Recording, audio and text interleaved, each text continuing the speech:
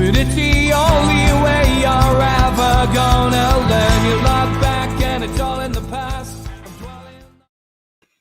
Good evening and welcome to NUFC Matters with me, Steve Wraith. It is Thursday night and I am live with Supermac and Gibbo. How are you, lads?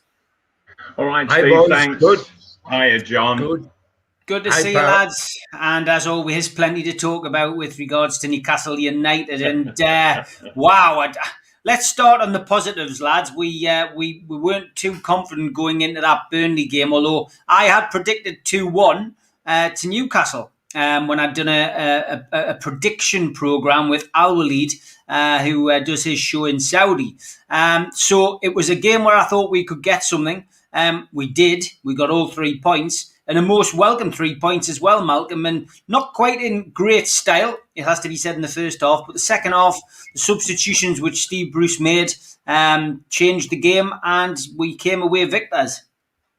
Yeah, I thought the first half Newcastle were absolutely appalling. I really did. And there was one thing that really stood out for me, and that is that the Burnley centre forward going through the inside left position down to the byline, he actually outstripped pace-wise 2 Newcastle United defenders. And he's got to be one of the slowest centre forwards I've ever seen in my life. And he's outstripping defenders pace-wise. And it really left me at half-time thinking, what chance have we got if Wood can get away from defenders like that? We were absolutely shocking first half. But that's the beauty of Saint-Maximin, that he has that mercurial ability just to completely change the game. And that's what he did. Nobody else did it. There wasn't another player on the pitch who looked to have a degree of changing the game in the shape that he did. One thing that I would say, though, sorry, 2 things. One, I thought the keeper, Dubravka, was absolutely fabulous. He was really bossing his goal area, constantly kept coming for crosses and cutting the danger out. And he was being put under really severe physical pressure. I thought he was absolutely terrific. Secondly, when Saint-Maximin, he's laid the ball back for the first goal. I thought it was taken absolutely superbly by the lad. I really did. I think this is his second goal, isn't it, so far this season? And he's got more goals than starts, just about. And it was an absolutely superb finish from Murphy. It really was. And then Saint-Maximin went on to score the winning goal. Great for him. Well done. And they were the 3 players that I would give mention to, but I wouldn't have a lot to say positively about anybody else. Okay, John, your take on last weekend's game? It seems as if it was months ago now, but yeah, great 3 points. Yeah, it was without question, and Malcolm's absolutely right. I was sitting there at half time and thinking, but for Dubravka, we wouldn't be in this game. This game would already be over. And I think the significant difference for me with the team without Saint-Maximin and the team with Saint-Maximin is that basically Newcastle are a predictable team. The opposition know what they're going to do, how they're going to play out from the back. The passing is predictable. Nobody does anything off the cuff. Nobody does anything unusual. So you can be in your comfort zone if you're defending against it. You know what's coming. With Saint-Maximin, you don't know what's coming. Maybe he doesn't know what's coming. But that is the difference. And all great players have that ability to make the opposition feel uncomfortable because you don't know what they're going to do next. You don't know what the tricks are. I think, for example, on the ball he played back from Murphy, and it was a fabulous finish, as Malcolm said. But the good thing is, when that Saint-Maximin got his head up, saw Murphy and rolled him in. When he first came here, he wasn't doing that. Yeah. He was playing on blinkers and he just went to the byline, whacked it and hoped there was somebody on the end of it. He is getting his head up now. He's a young man, so he's had time on his side, but he's getting his head up and picking people out. And on the winning goal, if you remember, he actually picked up the ball just inside his own half and ran at them. There was two defenders in front of him that were watching him and just waiting. He sent them out to catch a number 9 bus. They went away off to the right there somewhere on a drop of a shoulder, and he come inside and finished it magnificently. And indeed, he set up right at the death, the third goal, if you remember, which Almiron had a shot, and the guy got off the line, who had got the ball off the line, who had already been done by Saint-Maximin. And for me, he is the difference in the Newcastle side. Of course, he will have bad games because anybody that plays off the cuff, anybody that tries something unusual, is going to have a bad day as well as a good day. But on his good day, he turned that match. We wouldn't have won that match, except if Dubravka hadn't kept him out. We wouldn't have been in it. But he won that match because he did things that were different. Newcastle don't do things that are different. And always need that sort of player. You look recently, guys, at Aston Villa without Jack Grealish, who is their go-to man, who just does something a bit different. And without Grealish, they've become predictable. You watch Villa, you know what they're going to do. And they found it harder to win because of that.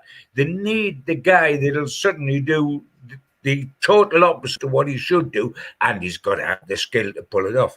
And that was the difference against Burnley, because in the first half, we were, without Saint-Maximin, we were as shoddy as we've been when in those 22 games where we had 3 wins. We were as shoddy as any of those games in the first half. There was absolutely no question about it.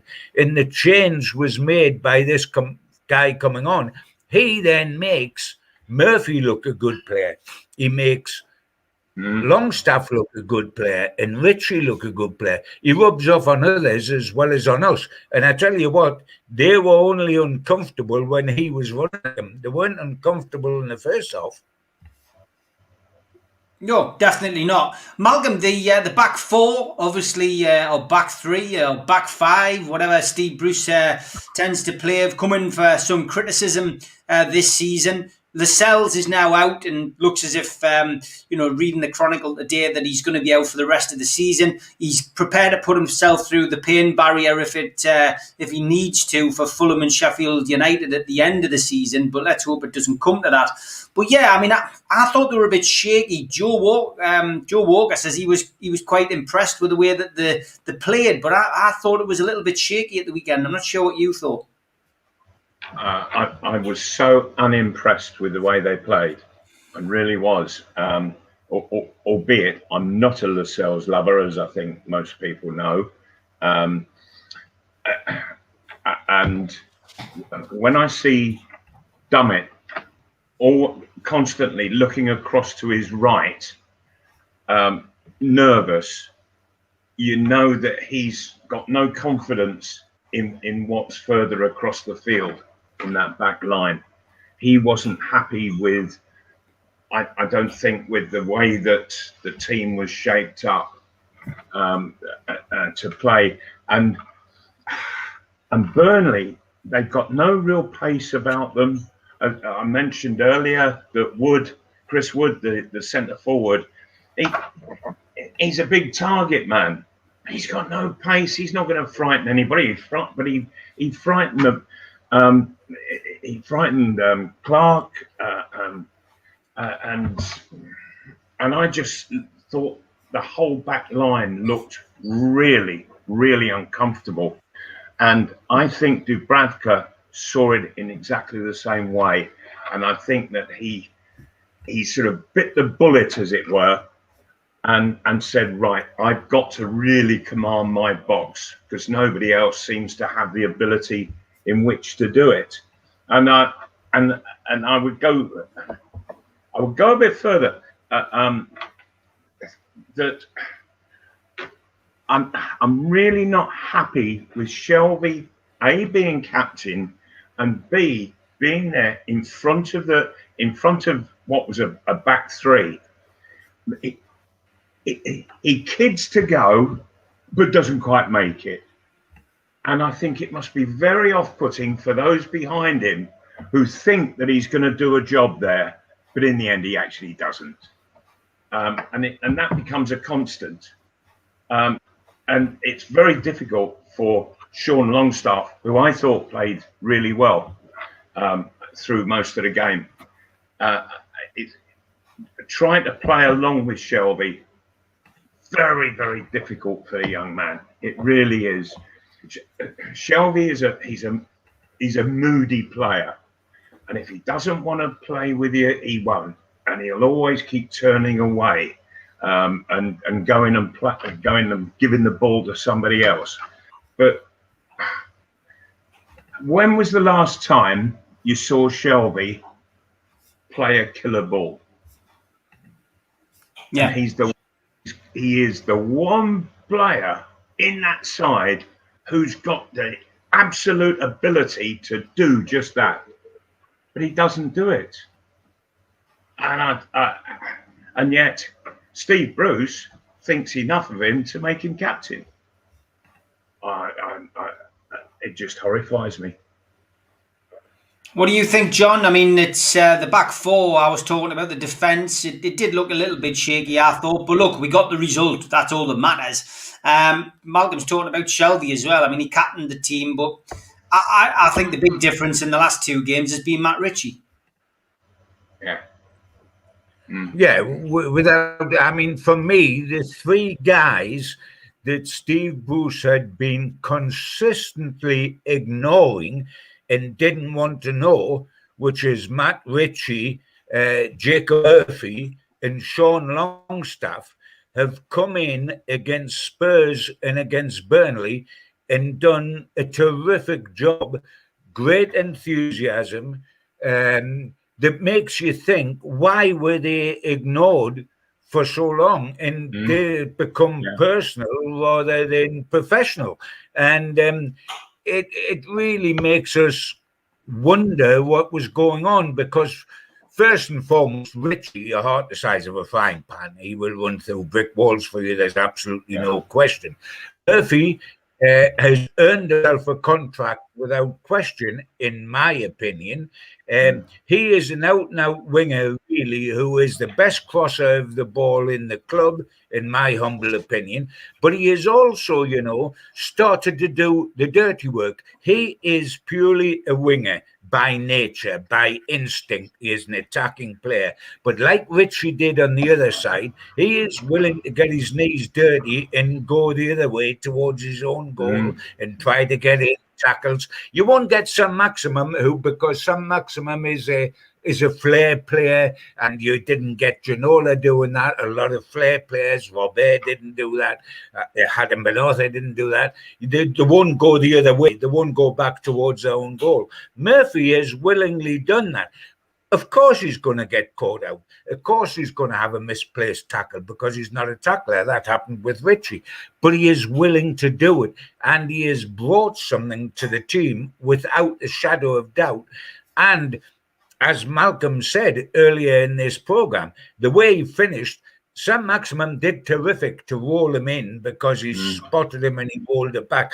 But it was some finish. He hit as clean as it was possible to hit and flew in the corner. It was a great finish. And I think all credit to the three guys I mentioned who have been ignored in the side is that when the opportunity come, they didn't sulk about being ignored. They didn't. I mean, I look at the body language of those three and I give it a thumbs up. I look at the body language of Ryan Fraser and I think you're playing with a dummy in your mouth because you want to keep spitting it out. Have you noticed that as far as Fraser is concerned, that when he plays for Newcastle, he always looks moody and as though he doesn't want to be there in like a well-smacked bum. But when he goes to Scotland, he doesn't look like that. When he plays for Scotland, he looks different. Looks as if he's enjoying it and he scores goals. And he came after he scored the last couple of goals for Scotland last time. He said, asked about why he was doing it and how he was doing it by the Scottish press. He said, well, when you love a manager, you'll run through a brick wall for him. Now, for me, he was talking about the old Newcastle United coach, Steve Clarke, who's now with Scotland, and not the current Newcastle United. If he'll run through brick wall for Steve Clarke, he didn't look as if he'd run through a brick wall for Steve Bruce. And I think his attitude has... And by the way, is it a miracle or am I just suspicious or whatever? He plays for Scotland and scores, and he plays for Scotland again and scores. But when he comes back home, down here, he's injured. And we haven't seen him in the last two games because he come back and he was in. Now, it passes through my mind how bad is the injury, when was it picked up, etc. He wasn't injured with Scotland while playing for them. No, I think that the attitude of Murphy and the attitude of Richie and the attitude of Sean Longstaff has been terrific when they had been snubbed, just as the attitude of Ryan Fraser has not been terrific. Yeah, John, I couldn't agree more with you. There is one thing that really bugs me, and I read the same piece with regards to Fraser, saw the same quotes. You don't go on a field to play for a manager. You go out in the field to play for yourself. And if you do it from within and you give it everything, you satisfy yourself, then you satisfied the people watching and you satisfy the manager. You've got to do it for yourself. And if you've got 11 players seriously doing it for themselves, and if I had to give you an example, Man City, Guardiola gets everybody getting the very best out of themselves. And if a guy looks and sees the fella there getting the best out of himself, it lifts the other fella to go and do the same. And it goes all around the pitch in that way. You don't play for a manager, for heaven's sake. The manager isn't your choice. And I find the comment totally and utterly unprofessional. Yeah, no, I would agree, Mal. I would agree. I'm sure most of our viewers do as well. Got to ask you, Mal, about VAR. It's getting worse, isn't it? It's getting worse, and not just in Newcastle's game where Sean Longstaff copped for a high foot in the face, but offsides. The game is being, destroyed. Fans when they're in the ground can't celebrate. Officials and players can't. The managers and the players can't celebrate. It's becoming a joke, and I think it really needs to be addressed now, Mal. Yeah, absolutely.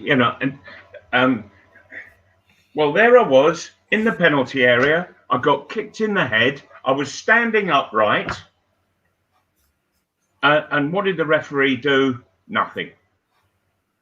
if I was relating that to you in the pub over a pint, you'd be saying, no, surely not. What, you got kicked in the head? You weren't ducking down or anything? No, I was stood at full height, and bless him, Sean, he is a tall lad.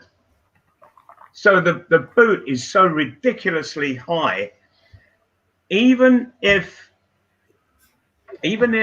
you're not looking at the situation, there are places that you really shouldn't be putting your boot. You're taking the risk when you do it. And the fella took the risk, and the referee allowed him to get away with it. I thought it was an absolutely ridiculous decision. And what frightens me most of all is that not only did the referee not give it, but people who could see the replay over and over and over again, they could slow it down to slow motion, and they decide that it's not it's not a foul and therefore a penalty. I find utterly ridiculous, and I think that in that one decision, they killed VAR forever. Absolutely killed it. And that what we need to do, instead of concentrating on VAR, is put the referees and linesmen, well, the referees and their assistants, back into refereeing school and get it sorted out properly, because it's becoming quite a nonsense. And you can see players seething with what's going on, because what so many referees are doing and being told to do is actually stupid. John, would it make any difference with ex-professionals? I mean, I remember the days when, people were, calling for referees to be ex-professional footballers, when the standard of refereeing was being criticised. Now the referees seem to be, because they're professional, seem to be of a higher standard. But now people are having a pop at the VAR officials, and rightly so. Would an ex-professional make any difference, do you think? That has always been said, because they understand the game and the streetwise, etc., etc. But it takes so long to become a referee that if you start from the end of a playing career, it's going to be difficult to get through the ranks to the Premier League status. I mean, we up here have produced good referees, as it happens, for an awful long time. And I think two of the best referees of recent times have both been Geordies, and that's Oliver now and Clattenburg originally. Outstanding referees for me. But now, once we get, and Malcolm's like the VAR, and so are you, Steve, the VAR is an absolute nightmare, because now it would appear you can be offside if you haven't got your toenails the night before, so it's protruding a little bit. When they draw the line, your toenails offside, so it's not a goal. I mean, how ridiculous can it get that good goals? This is a game that is supposed to be an entertainment. 50,000 go to be entertained. The same as we go to the Theatre Royal and pay our money to be entertained by the people that are on stage. This is an entertainment game. We'll go along to watch football to be entertained. How do you get entertained? By goals. And now, if your toenails are too long, it's not a goal. I mean, it is absolutely nonsense. The offside, some of the offsides recently, I'm not thinking of Newcastle United in particular, I'm generalising, Marlon, you've seen it all. When we've been watching games, some of the offsides, there's been some terrific goals and build-up, and then all of a sudden, he's got a bony elbow. So his elbow's offside. I mean, it is an absolute nonsense. It is quite ridiculous, and it is spoiling cricket. Yes, they've got to come to a decision as to what causes offside. Is it the placing of the feet? To have an elbow just sticking out by 2 inches, it is nonsense. Surely it's the part of the body that's in contact with the ground. Because, I know that when I was playing, that when I saw the foot go back, my body started moving. And I would go low, and the last thing in contact with the ground were my feet. But something in the air, can that really be offside? My head isn't controlling my body. It's my feet on the ground that are doing it. Surely we've got to say, where are the feet? And leave it at that. It's just become so complicated. I mean, I remember when the new rules came out, Mal, about handball. And I didn't play at a high level, but even I could see reading that, well, that's just going to be abused by players. You're just going to blast the ball at somebody in the penalty area and then all go for a penalty. And watching some of these Amazon Prime programs with Man City, Leeds, and the like, where you're seeing inside the dressing room, listening to Pep Guardiola and Mourinho, and watching them as they prepare for games. It's clearly something that they talk about, and it's something. Why not? How can we gain an advantage from this? And really, they're just making a simple game more and more complicated. And getting back to the VAR offside, like Gibbo was saying about the toenail, I've never seen anything as ridiculous as all of the lines that they put on the TV to try and prove this is an offside. They've really messed it up. They've really messed it up, Mal. Oh, Mal. And one of the things I find, Steve, what I find, Steve, was one of the things you said.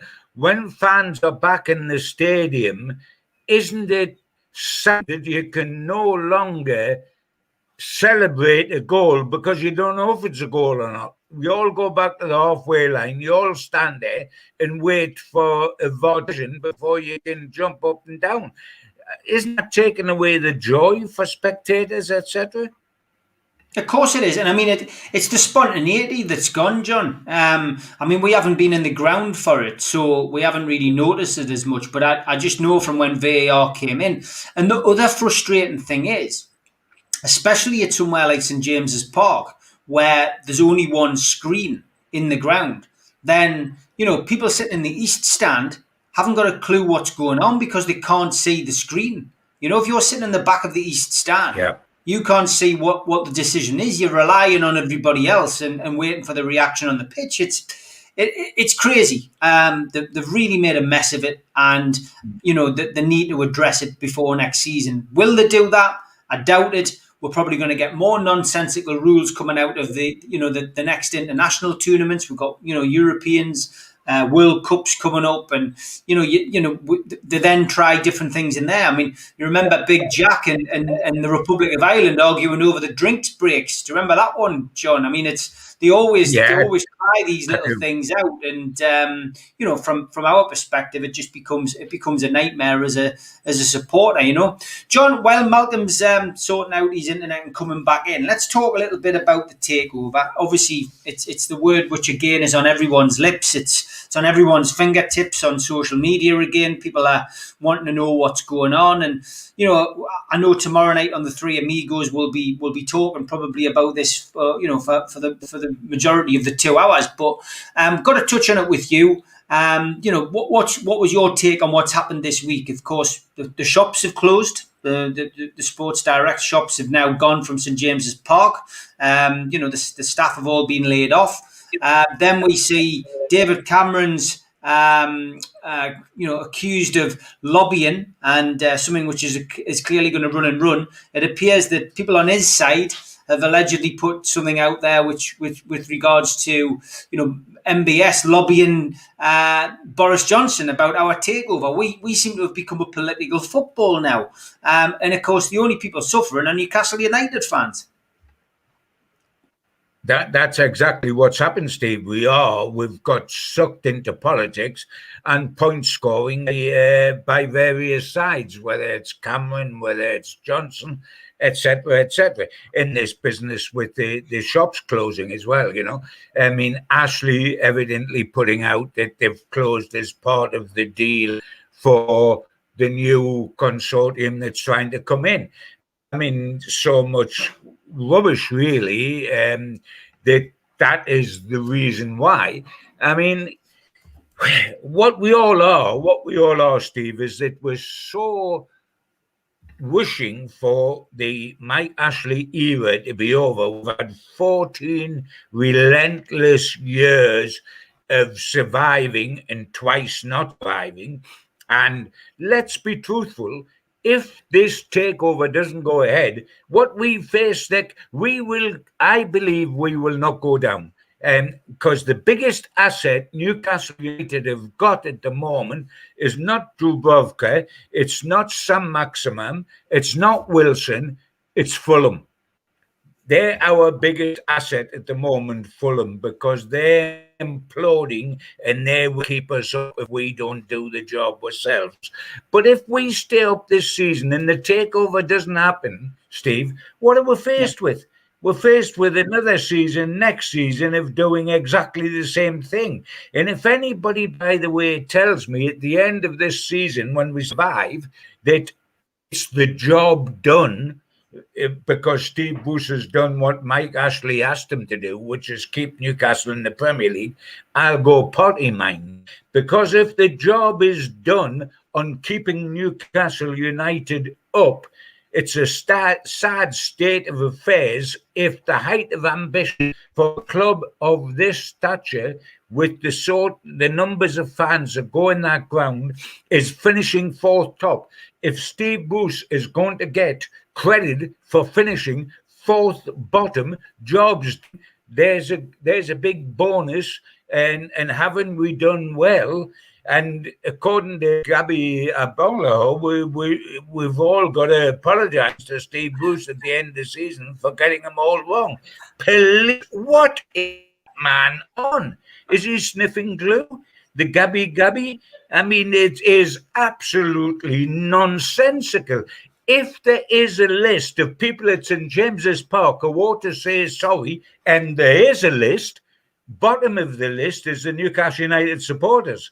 I would suggest that Mike Ashley and Steve Bruce might be the ones that ought to come forward. And by the way, if finishing fourth bottom, which is where we are now, is a terrific achievement by Steve Bruce, what about David Moyes, who's coming here on Saturday, who had a splendid reputation after Everton for what he did at Manchester United and what he did just down the road from us at Blunderland? If he has that reputation and yet he goes in there and he takes a rag bag of a club and shakes it up. When they played us at the first game of the season, Steve, they were horrendous. They were the way we've been since when they played us. And yet he's taken that club, shook it up, and they're fourth top with 7 games to go, and they're fourth bottom. But we should be grateful to Steve Bruce. Do you not think the example of a bloke coming from nowhere to somewhere is what David Moyes has done at West Ham, not what Steve Bruce has done at Newcastle United? Yep, 100% agree, mate. Kenzie says, Stephen Gibbo, do you think the news today about Prince contacting Boris was a good or bad thing? Kenzie, it didn't happen. It's a red herring. It's a story that's been put out there. It's a political football. David Cameron has been accused of lobbying. Suddenly, there's now a story about somebody lobbying Boris Johnson. This is what happens in our media. I'm growing really, really sick of our country. I've got to be perfectly honest. And this is away from football. It's a mess. Everything's a mess.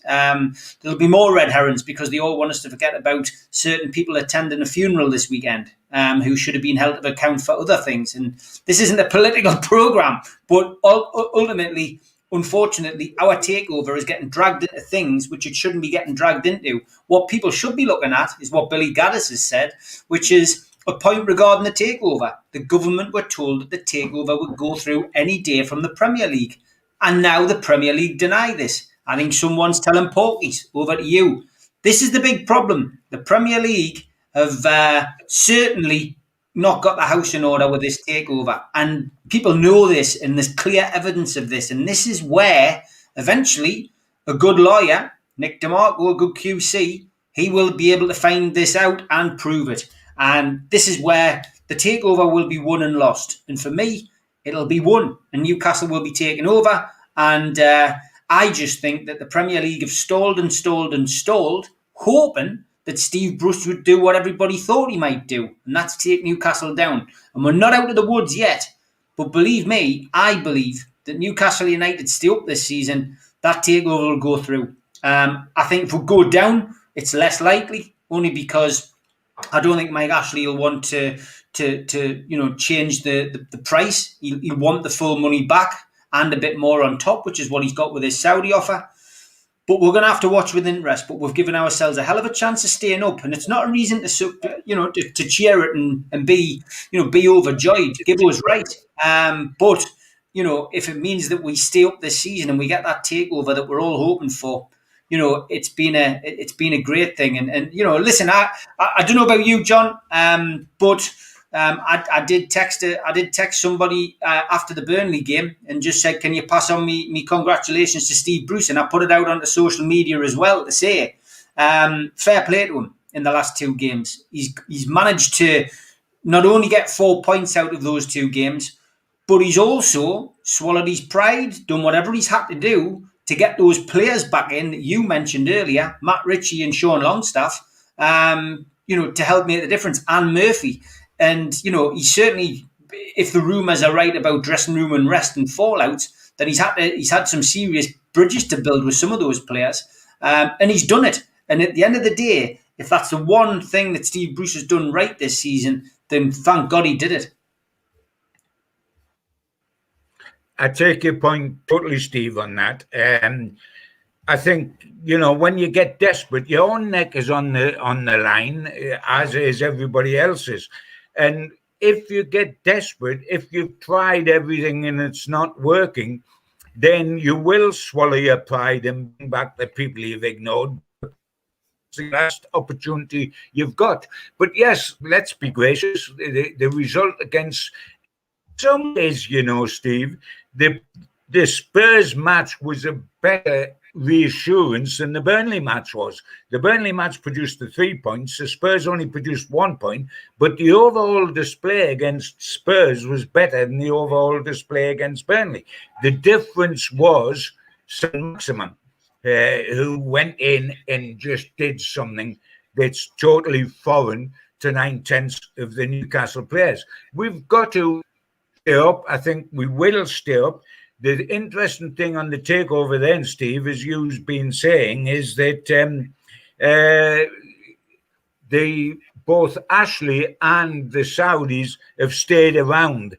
And the fact that they've stayed around makes you feel that there's a good chance of this being able to happen.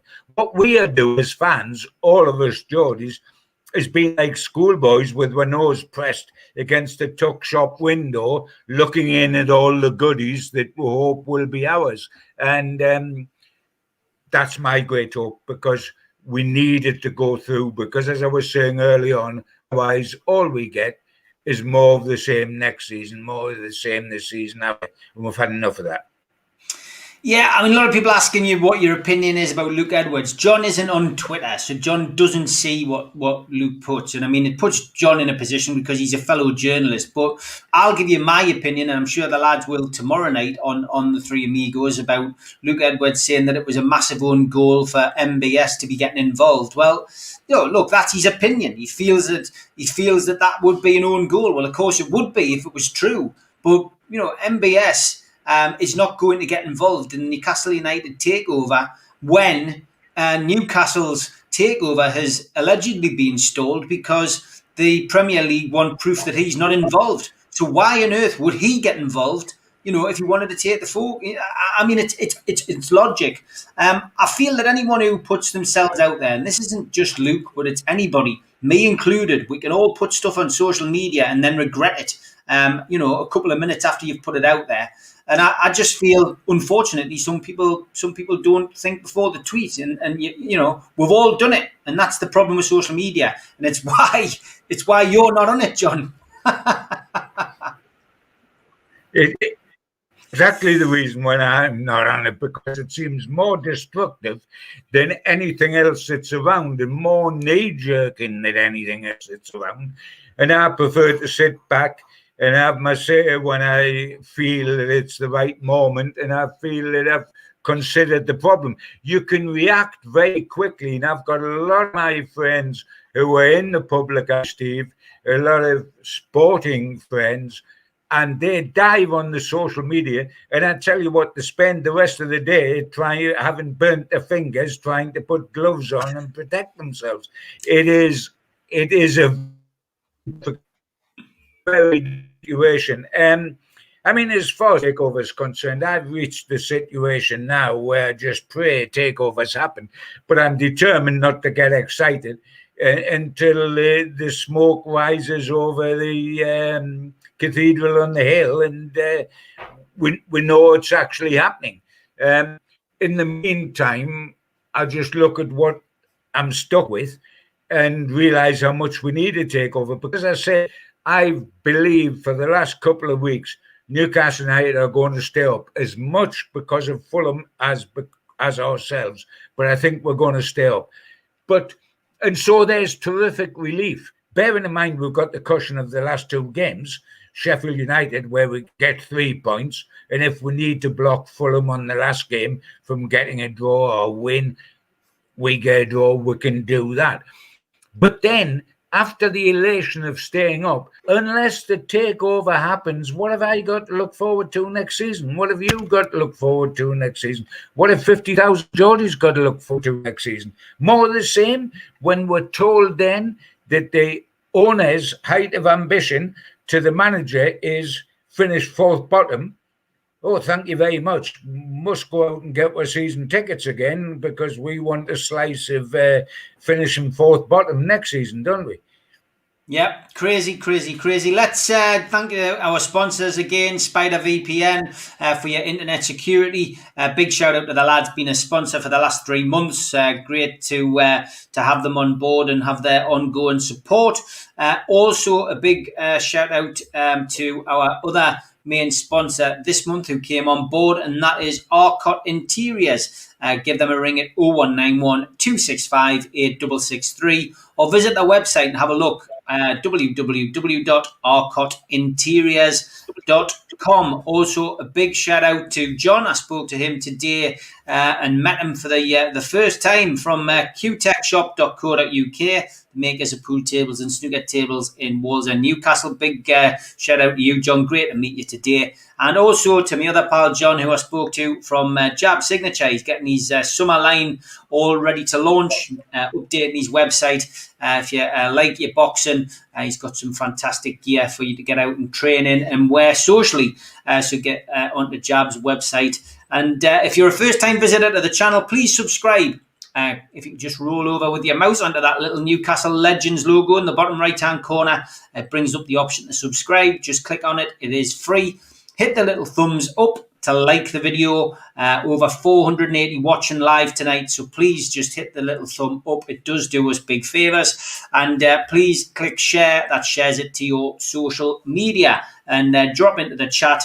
There's lots of comments coming in tonight, as always, and quite a friendly bunch in there. Have a bit chat with them. And as always as well, we'll point you in the direction of our website, NUFCmatters.com, where we've got a vast array of T-shirts, which Q-Tech have done very kindly for us. And for the food bank, the T-shirt, which is on my Twitter, which is pinned at the top, at Steve Wraith, currently up at £25, I think it is. We'll be finishing that off tomorrow night, and all proceeds from the T-shirt will go to the food bank. So get bidding on that. Still quite cheap.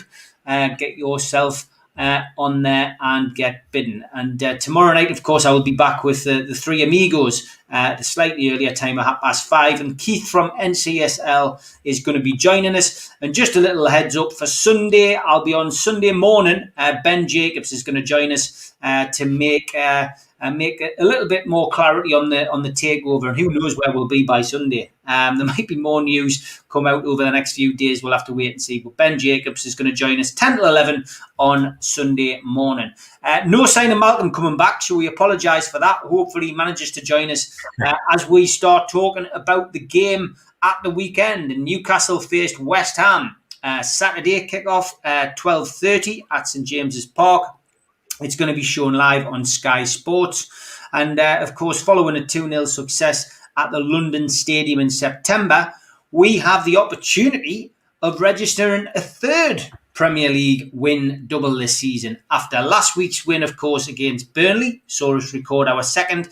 And, of course, we took 6 points off Everton earlier in the season as well. And not often we can say this, but Newcastle are unbeaten in their last 4 home games in the Premier League. And, we're in a run of form, it has to be said. Early team news, Jamal Lascelles, Isaac Hayden and Fabian Shaw are all out. Ryan Fraser is doubtful. With regards to West Ham, they've got a little bit of an injury crisis building up. And Declan Rice and Mikel Antonio are both still injured. News is awaited on the availability of Ogbonna, Cresswell, Lanzini, Randolph and Yarmolenko.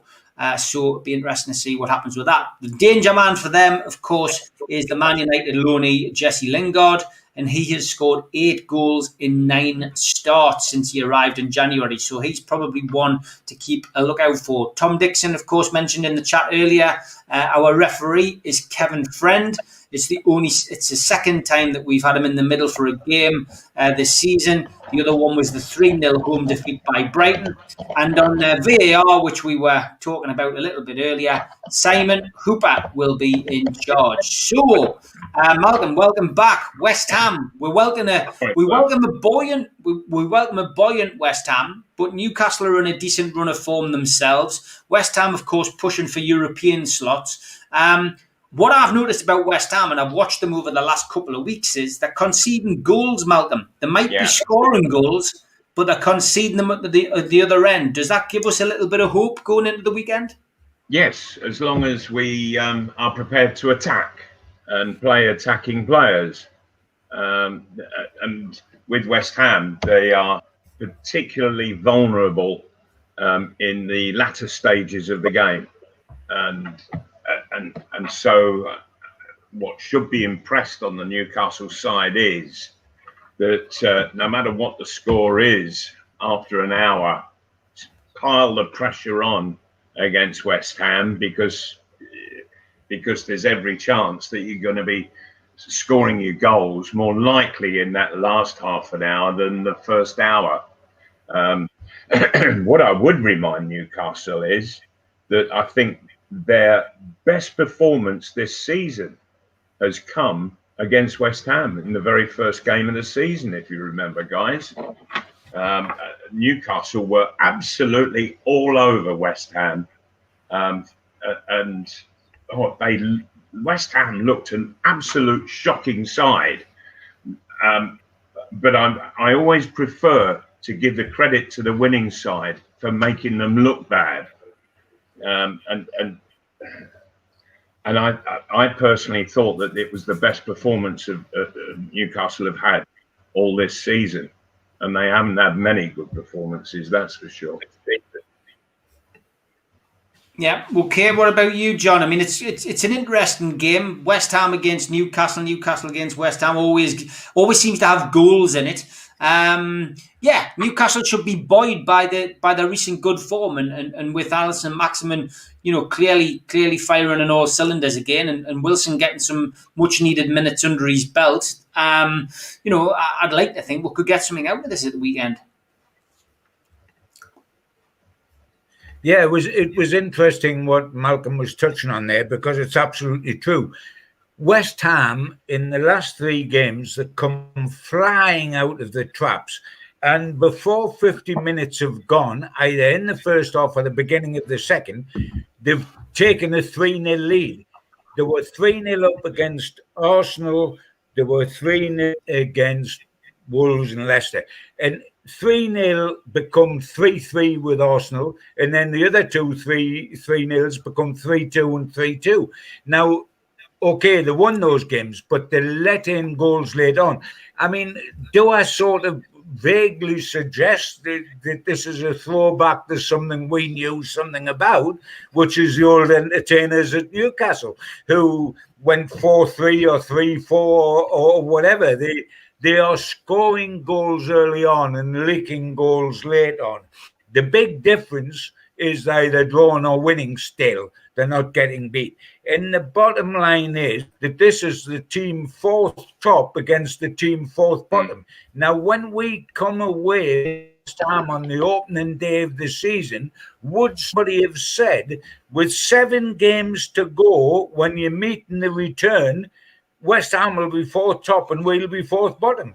On that display on the opening day, there would have no suggestion of that whatsoever. But that's the way it's gone, and Moyes has got to take huge credit for doing that, because he is manipulated the side, rubbed egos, got things organised, and helped his own reputation, because he was damaged goods to get West Ham to be what they are. And Jesse Lingard signing on loan in a huge signing. But Newcastle United during the bad run, and they've still just won 3 of their last 22, we've had every excuse physically possible as to why those results went that way. It was coronavirus, it was injuries, it was the wind was blowing in the wrong direction, it was because we were playing too often, etc., etc. But when we talk about injuries, and we've talked about that West Ham have gone recently, they've produced results recently with England midfielder Declan Rice injured, and with that top up front, Mikel Antonio injured, and this guy Moyes is still chewing out Mark Noble, who's 33. His legs have gone in to be repaired and stuck back on him. He's playing his 400th game, the last game he played. He's got a tune out of him, and he's got a tune out of Jared Bowen, who was the kid that was at home with Steve Bruce, so Steve Bruce knows all about him. So, you know, the excuse over injuries is somewhat out of the window. And as I said early on, and I thought Malcolm would agree, if we are looking to be grateful to Steve Bruce for finishing fourth bottom in the league, which is what Ashley asked him to do, should we not be looking at what Moyes has done, which is taken a club like this and in one season made them fourth top, regardless of where they finish eventually? They are fourth to go. We are fourth bottom. Now, should we be grateful to Steve Bruce, or should West Ham be grateful to David Moyes? I think the answer is obvious to that. What's going to happen on Saturday? We've still got a chance, as you've said, Steve, because we've got Saint-Maximin back on the grass. He's got to start for on Saturday. He hasn't started yet. He's got to start after his performance the other day. Maybe Wilson won't, because that was his first game back. Maybe he'll come off the bench. But we're close to get with 3 back available again altogether, which is Almir and Saint-Maximin and Wilson. That always gives you a chance. I mean, Saint-Maximin is to us what Jesse Lingard is to them. The great hope of doing something unpredictable and make it happen. It's been sensational. And it's going to be an intriguing match. And I don't think it's going to finish 0-0. No, me neither. Shelby says in an interview today, Malcolm, that Newcastle have got a better squad than West Ham. Yeah, and that just about describes him as a player as well. Oh my word! Yeah, I mean, what does that do? What does that do to David Moyes and the lads? Did they just cut that out of the paper that appeared in and stick it on the wall? I would, yeah, for sure. Yeah, without any doubt.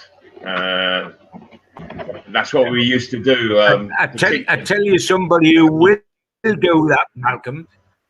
I tell you somebody who will cut it out and stick it on the wall, and that's Kevin Nolan, who's the first team coach. First team coach there, yes. At Newcastle was a tremendous.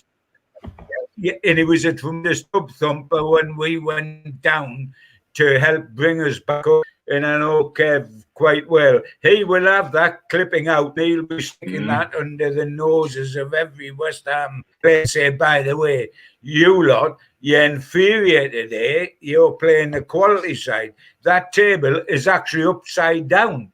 Yeah. Newcastle are fourth top, and West Ham are fourth bottom. Yeah, I would agree.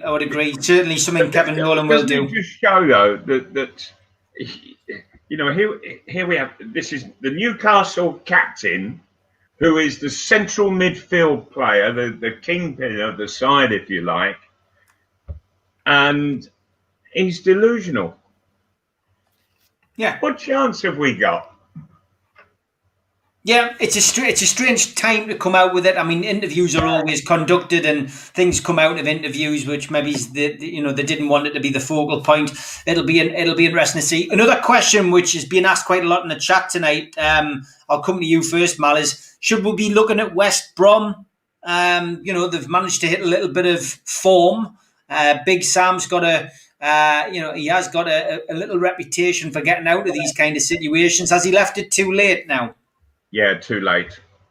They've got some rough old fixtures coming up. It's a grand effort that they put in. Well done to them on that, and they're scoring some super goals. But no, I think it's too late. That isn't to say that Steve Bruce and all the players should take it easy. We can't afford to do that, because from the past we know that with football you never know quite what's around the corner. So you've got to be very, very careful indeed. And I think Steve Bruce and the players, they should be treating the whole situation as if they've got the three sides literally on their heels. Give it a go. Got it. First of all, you don't lose. That should be the attitude. And to achieve that, you don't concede. Work on that. And if you want, and when you get the chance to win the game, you've got to go and stick the ball in the net. Too much of that has been forgotten by Newcastle off and on over the season, and maybe we're just getting a little bit of positivity back now with recent results. They're going to need a lot of positivity to do damage to West Ham, I think. We're getting some people in the chat saying that you've not mentioned Joe Linton yet, Malcolm. Would you start him on Saturday? I wouldn't start him any Saturday. There you go. There's your answer. Everyone in the chat likes to hear your views on Joe Linton. Give us your prediction, Mal. I'm going to go for a 2-2 draw. 2-2, okay. Gibbo? Great question. I can see us getting blown away where they've started the last three games when they've scored 3 goals by half time or just after half time. We've got to cut that out, and Dubravka could do with a bit of help in doing that. I would like to think that Malcolm's right and we'll get a draw, whatever it is, 1-1 or 2-2. And I think that's the best we can hope for. Because while I am absolutely buoyed by the way Saint-Maximin played at Burnley, and knowing that Wilson is going to get much better, I somehow, and I don't know why, perhaps because I'm a cynical old Geordie, but I can't get the first half at Burnley out of my mind at the same time. So that stops me getting carried away about the wonderful form we're in at the moment. I think we'll be lucky if we get a draw, but I'm praying we do get that's the height of my prediction. We'll leave the final word to a man in the chat called Richard Varsters, or Varsters. He says, definite penalty to West Ham. He says, oh, wait, I have to wait until the game kicks off, don't I? joined by Premier League royalty today, lads. That's what we want. Well done, Richard. Great stuff. All right, lads. Great to speak to you. You have a good week. Look forward to seeing you next Thursday, lads. Take care. All right, indeed. Good night, guys. God bless, boys. God bless, boys. Take care, fellas.